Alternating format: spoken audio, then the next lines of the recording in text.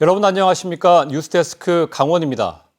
어제 저녁 화천에서 SUV 차량 한 대가 전복되면서 20대 육군 부사관 3명이 숨졌습니다. 원주에서는 교통사고로 1명이 숨지고 빙벽을 오르던 50대가 추락해 숨졌습니다. 주말 사건 사고 소식 김상훈 기자입니다. SUV 차량 한 대가 형체를 알아볼 수 없이 파손돼 뒤집혔습니다. 사고가 난 건 어제 저녁 8시 40분쯤. 화천군 하남면의 한 다리 위를 달리던 차량은 양쪽 난간을 2차례 들이받은 뒤 뒤집혀 20m가량 끌려간 것으로 보입니다. 사고 현장입니다. 다리 위 곳곳에 파손된 차량 부품이 어지럽게 널브러져 있습니다. 갓길에는 군복과 운동복, 운동화도 눈에 띕니다. 이 사고로 차에 타고 있던 육군 부사관 23살 A씨 등 3명이 숨지고 운전자 1명이 크게 다쳐 병원에서 치료를 받고 있습니다. 이들은 모두 20대 남성으로 화천 모 부대 소속 부사관인 것으로 파악됐습니다. 경찰과 군 당국은 4명 모두 안전띠를 착용하지 않은 것으로 보고 음주운전 여부 등 사고 원인을 조사 중입니다.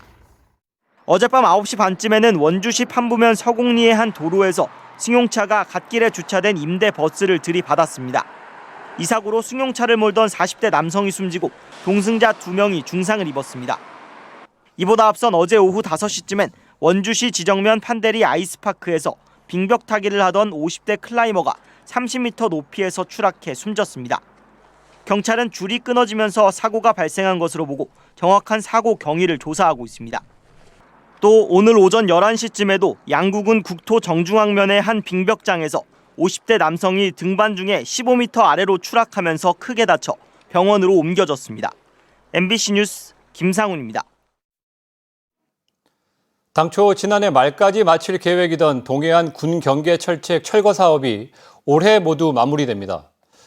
올 상반기에 사업 완료를 목표로 하고 있는데 사업을 마치면 동해안에 설치됐던 철책 가운데 70%가 제거됩니다. 이훈 기자가 보도합니다.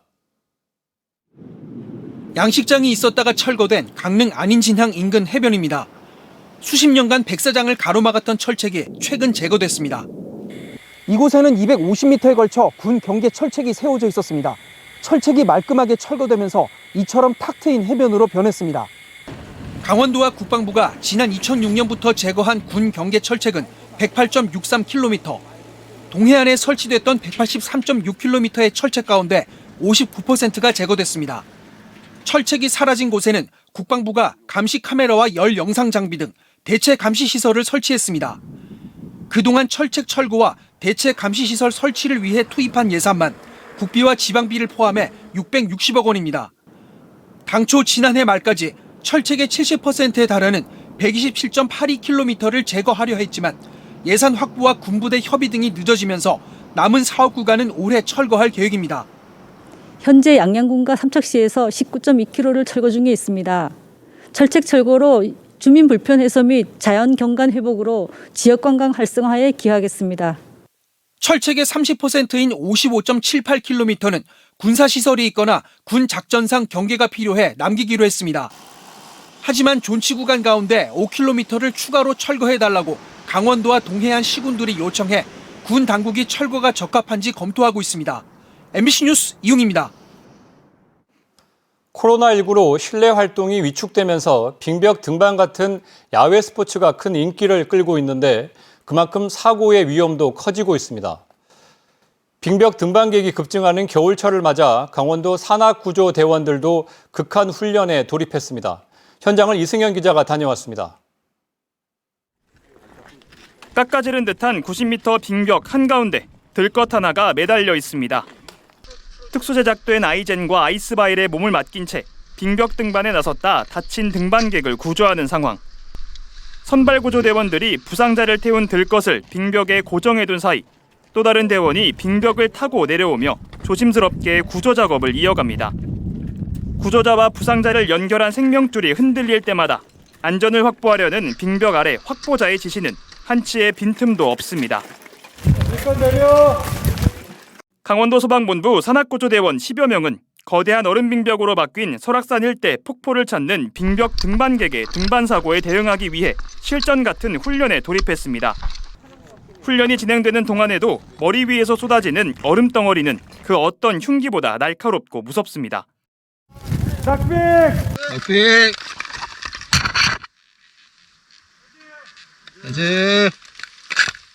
로프에 의지한 채 낙빙을 피하는 위험천만한 순간순간이 이어져 베테랑 구조대원도 긴장을 늦출 수 없습니다. 그럼에도 영하 10도에 가까운 기온과 살을 내는 듯한 칼바람에도 극한 훈련에 임하는 이유는 단 한 명의 소중한 생명이라도 더 구해야 한다는 사명감 때문입니다. 낙빙이라던가 위험 요소가 굉장히 많기 때문에 그 접근하는 것 자체도 어렵거든요. 그 빙벽 현장까지. 그래서 그 가기까지 마음가짐을 그거부터 막 준비를 해요. 2017년 설악산 토왕성 폭포에서 빙벽 등반을 하던 60대 남성이 하강 중 저체온증으로 숨지는 등 설악산에서만 지난 2015년 이후 최소 11건의 추락과 낙빙에 따른 빙벽 등반 사고가 이어졌습니다. 빙벽 등반하시는 분들은 전문가나 아니면 등산 학교를 통해서 정확하게 배워서 안전하게 등반하실 것을 당부드리겠습니다. 코로나19 이후 답답한 실내를 떠나 폭포가 만들어낸 거대한 빙벽에 도전하는 등반객이 늘어날수록 이들의 안전을 책임지는 산악구조대의 땀방울도 굵어지고 있습니다. MBC 뉴스 이승현입니다. 어제까지 도내에서 13일 연속 두 자릿수 코로나19 확진자가 나온 가운데 오늘은 오후 6시 기준 11개 시군에서 60명이 확진됐습니다. 시군별로 춘천 21명, 원주 18명, 강릉 6명, 동해 5명, 고성과 정선, 평창에서 각각 2명, 양양과 태백, 횡성, 영월에서 각각 1명입니다. 도내 누적 확진자는 13,074명입니다. 사업장과 공공기관 등 직장에서의 코로나19 집단 감염이 늘어나고 있습니다. 강원도 방역당국은 지난해 11월 이후 군부대와 우체국 등 공공기관과 사업장에서 41건의 집단 감염이 발생해 1,023명이 확진됐다고 밝혔습니다.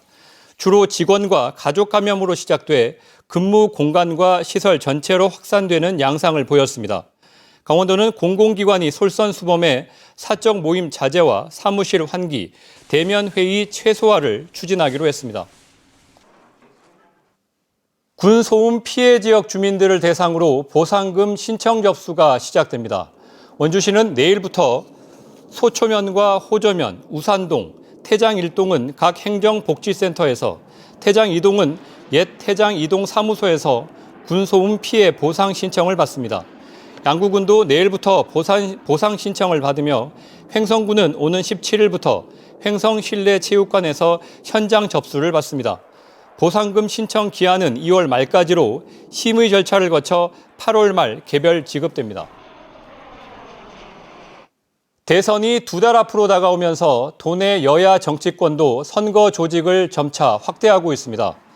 더불어민주당 강원도당은 내일 도당에서 강원 선거대책본부 첫 회의에 이어 오는 15일 원주에서 송영길 당대표가 참석한 가운데 강원 선대위 출범식을 열고 대선 승리를 위한 본격적인 선거운동에 들어간다고 밝혔습니다.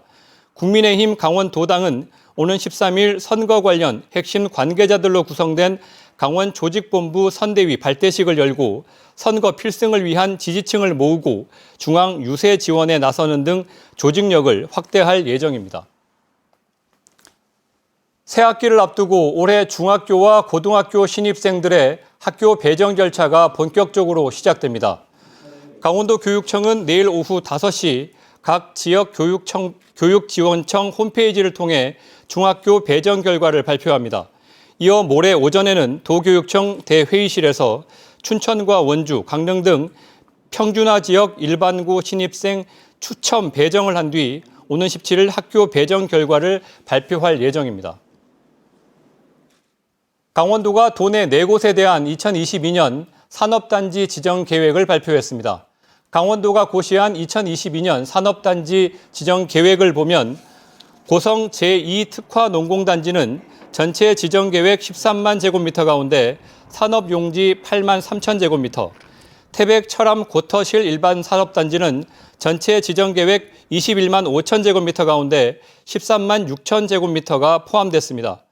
영월 광물자원 일반 산업단지는 30만 2천 제곱미터 가운데 21만 3천 제곱미터가, 홍천 도시첨단 산업단지는 4만 5천 제곱미터 가운데 2만 8천 제곱미터가 포함됐습니다. 뉴스를 마칩니다. 감사합니다.